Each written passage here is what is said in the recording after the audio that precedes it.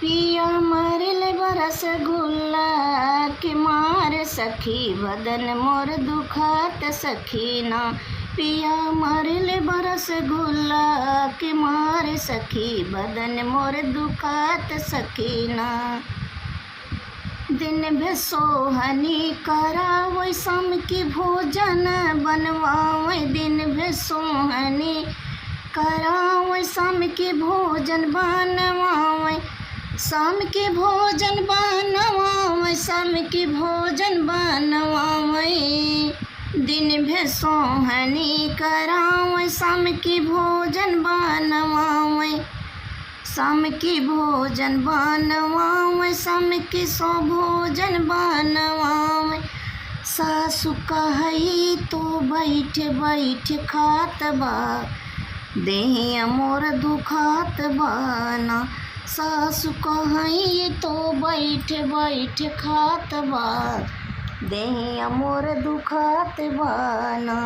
पिया मरल बरस गुल्लवा के मार सखी बदन मोर दुखात सखीना। झाड़ू पोछा करवावै बर्तन हमसे मजवावै। झाड़ू पोछा करवावै बर्तन हमही से मजवावै। जेठनी कहई कर काम ना देखात बा बैठे बैठे खात बाना। जेठनी कहई हमई कर काम ना देखात बा देहिया मोर दुखात बाना। धान हमही से कुटवावै जात घर ही में पिसावै। धान हमही से कुटावै जात हमही से पिसावै। जात हमही से पिसावै जात हमही से पिसावै। छोटकी कहईन कर काम न फरियात बा देहिया मोर दुखात बाना।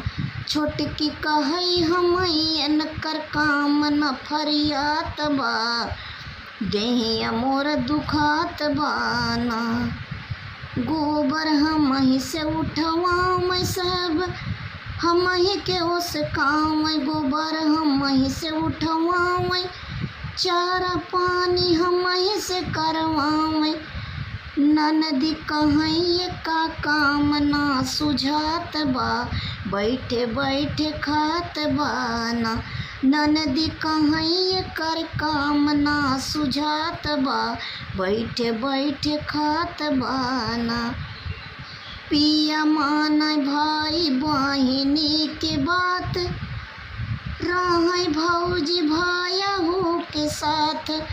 पिया मानै भाई बहिनी के बात रहै भौजी भायहू के साथ। रात के से जिया पे खूब दुलरात सखी देहिया मोर दुखात सखीना। रोज से जिया पे बड़ा दुलरात सखी देहिया मोर दुखात सखीना। खात बाटी हम कसम मारब तोह के हम। खात बाटी हम कसम मारब तोह के न हम। झूठी मूठी पिया कसम मोर खात बा देहिया मोर दुखात बाना। झूठी मूठी पिया कसम मोर खात बा।